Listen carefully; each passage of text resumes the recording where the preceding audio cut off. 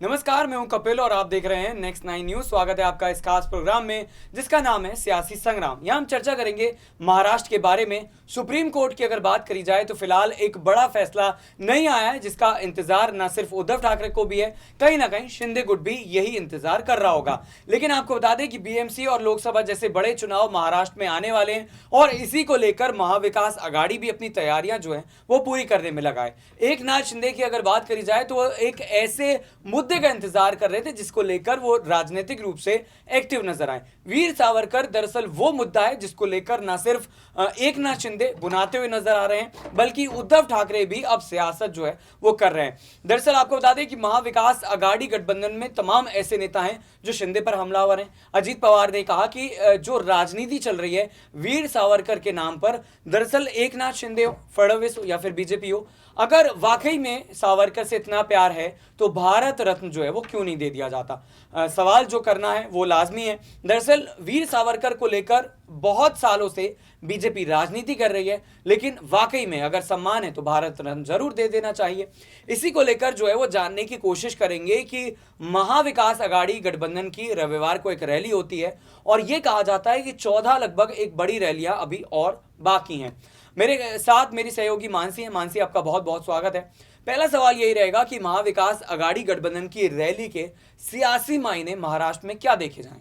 बिल्कुल, जिस तरीके से रैली निकाली जा रही है, उद्धव ठाकरे पर निशाना साधते हुए एकनाथ शिंदे नजर आ रहे हैं। हमने देखा है कि एकनाथ शिंदे किस तरीके से उद्धव ठाकरे पर निशाना साध रहे हैं, राहुल गांधी पर निशाना साध रहे हैं। ऐसे में ये खबरें आ रही हैं कि महाविकास आघाड़ी तो गठबंधन टूट की कगार पर है। ऐसा इसलिए हो रहा है क्योंकि वीर सावरकर के मुद्दे पर सभी जो पार्टियां हैं वो एकजुटता निखाती हुई नजर नहीं आ रही है। शरद पवार जिस तरीके से सोनिया गांधी के साथ बैठक करते हैं और ये तय होता है कि वीर सावरकर के मुद्दे पर कांग्रेस पार्टी जो है वो संभल कर बोलेगी, लेकिन कहीं ना कहीं संभल कर बोलने की जो बात कही जा रही है ऐसा होता हुआ नजर नहीं आ रहा है। हमने देखा कि कांग्रेस नेता पवन खेड़ा ने किस तरीके से वीर सावरकर के मुद्दे पर दोबारा से भारतीय जनता पार्टी पर सवाल किया, तो कहीं ना कहीं ये बात साफ होती हुई नजर आती है कि कांग्रेस एनसीपी जिस तरीके के दावे करती हुई नजर आ रही है कि वीर सावरकर के मुद्दे पर वो एक साथ में है, और लेकिन जिस तरीके से एकनाथ शिंदे जो है हमला करते हुए नजर आ रहे हैं वो कहीं ना कहीं महाविकास आघाड़ी गठबंधन में टूट की खबरों को दर्शाता हुआ नजर आ रहा है, वो कहीं ना कहीं ये दिखा रहा है। बिल्कुल मानसी, एक बड़ा सवाल यहाँ पर यह भी खड़ा होता है कि औरंगाबाद जिसका नाम जो है वो बदल दिया गया है,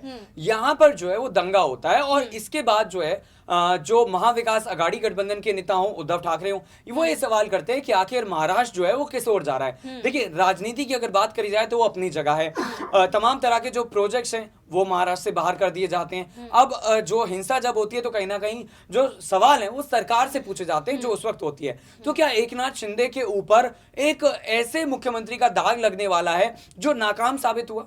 बिल्कुल, एकनाथ शिंदे पर लगातार उद्धव ठाकरे हमलावर हो रहे हैं। एकनाथ शिंदे कहीं ना कहीं कटघरे में खड़े इसलिए हो रहे हैं क्योंकि वो जनता का विश्वास नहीं जीत पा रहे हैं, और औरंगाबाद की जिस तरीके से आप बात कर रहे हैं तो वो कहीं ना कहीं हिंसा की बात लगातार सामने आ रही है। वो लगातार ये दर्शा रहा है कि कहीं ना कहीं एकनाथ शिंदे जो है वो कटघरे में खड़े हो रहे हैं, और उसका जवाब देने में भारतीय जनता पार्टी और एकनाथ शिंदे भी जो है वो सफल नहीं हो पा रहे हैं, वो इसका जवाब नहीं दे पा रहे हैं। और उद्धव ठाकरे को भी अब मौका मिल गया है किस तरीके से एकनाथ शिंदे को घेरने का, तो लगातार ये बात अब सामने आ रही है। रही बात महाविकास आघाड़ी की, तो लगातार जो है एकनाथ शिंदे पर वो हमला बोलते हुए नजर आ रहे हैं। हमने देखा है कि किस तरीके से उद्धव ठाकरे का स्टैंड जो है वो क्लियर लगता हुआ नजर आ रहा है। उनका साफ तौर पर ये कहना है कि जिस तरीके से एकनाथ शिंदे जनता को धोखा देने का काम कर रहे हैं वो कहीं ना कहीं अब लोगों के सामने आ रहा है। वो जिस तरीके का काम लोगों को बेवकूफ बनाने का काम कर रहे हैं वो अब जनता देख रही है, और आने वाले समय में जब सुप्रीम कोर्ट का फैसला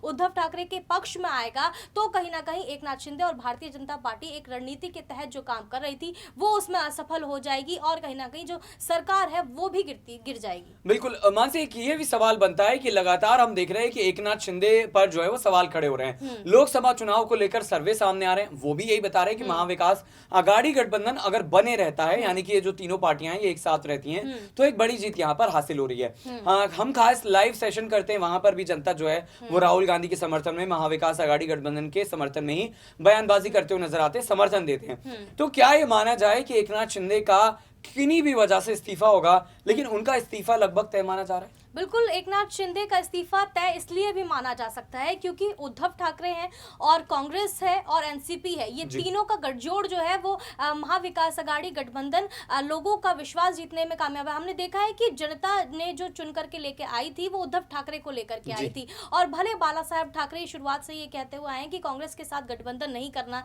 वो मर जाएंगे लेकिन गठबंधन नहीं करेंगे, ये बात उनकी तरफ से कही गई। लेकिन जिस तरीके से अभी इस महाविकास अघाड़ी गठबंधन की महाराष्ट्र को जरूरत है, वो कहीं ना कहीं एकनाथ शिंदे और भारतीय जनता पार्टी के लिए मुश्किलें खड़ी कर सकता है। जनता ये बात जानती है कि महाविकास अघाड़ी गठबंधन ही है जो दोबारा से उद्धव ठाकरे को सत्ता में ला सकता है। अगर महाविकास अघाड़ी गठबंधन टूट जाता है तो उद्धव ठाकरे को सत्ता में वापस आने के लिए बहुत मशक्कत करनी पड़ेगी। हमने देखा है कि विधायकों की संख्या भी उनके पास कितनी कम है।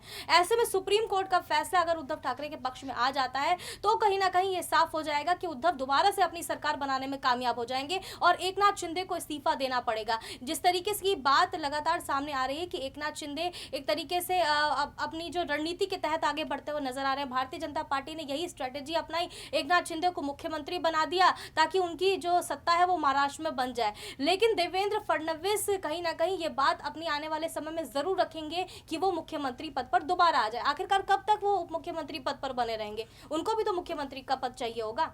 बिल्कुल, उप मुख्यमंत्री पद पर जो है वो देवेंद्र फडणवीस कब तक बने रहेंगे, बड़ा सवाल है। कहीं ना कहीं ये सवाल भी बनता है कि क्या देवेंद्र फडणवीस उद्धव ठाकरे को मुख्यमंत्री बना सकते हैं, या फिर उद्धव जो है कहीं ना कहीं अब ये सोच रहे होंगे कि मुख्यमंत्री जैसा बड़ा पद जिसकी वजह से उनकी इतनी ज्यादा किरकिरी हुई, इस पद को वो तरहीज ना दे बल्कि देवेंद्र फडणवीस को मुख्यमंत्री बना दे ताकि सियासत में बीजेपी के खिलाफ वो जमकर हमला बोल सके। आपको क्या लगता है?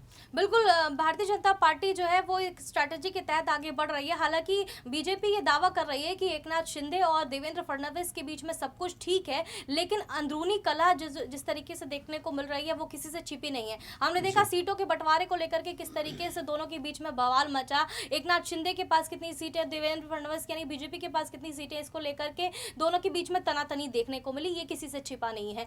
वही उसी का मौका उठाते हुए उद्धव ठाकरे जरूर नजर आएंगे। हाँ, वीर सावरकर के मुद्दे पर जरूर अभी जो है उद्धव ठाकरे थोड़ी मुश्किल में पड़ते हुए नजर आ रहे हैं, लेकिन ये मुद्दा जल्द ही शांत होता हुआ नजर आएगा क्योंकि जैसे ही अब राहुल गांधी को इस जो सूरत कोर्ट से राहत मिल गई है, वीर सावरकर का मुद्दा भी जल्द ही गर्म जो है वो शांत होता हुआ नजर आएगा। यात्रा जब खत्म हो जाएगी, वीर सावरकर गौरव यात्रा जो निकाली जा रही है, ये जब खत्म हो जाएगी तो कहीं ना कहीं ये जो मुद्दा है वो शांत हो जाएगा और उद्धव ठाकरे दोबारा से एक नई रणनीति के तहत आगे बढ़ते हुए नजर आएंगे। बिल्कुल, इस खास डिबेट को खत्म करने से पहले आपसे एक छोटा सा जो जवाब है वो लेना चाहूंगा कि आने वाले वक्त में बीएमसी चुनाव और लोकसभा चुनाव में आपको लगता है कि क्या उद्धव ठाकरे राजनीति में बड़ी वापसी कर पाएंगे?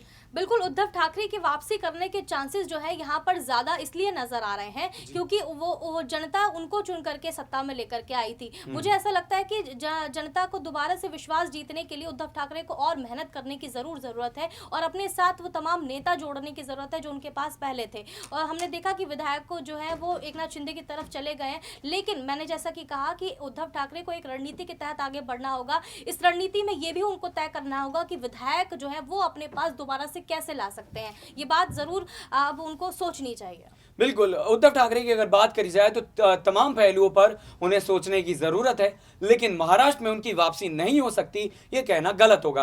हालांकि वक्त बताएगा कि शिवसेना उनको वापस मिलेगी या नहीं मिलेगी, क्योंकि सुप्रीम कोर्ट में बड़ा फैसला है। आपको इस मुद्दे पर क्या लगता है? क्या सुप्रीम कोर्ट शिवसेना वापस उद्धव को सौंपेगा और सत्ता में वापसी उद्धव की कभी हो पाएगी या नहीं? कमेंट करके जरूर बताएगा। सियासी संग्राम में इतना ही। नमस्कार।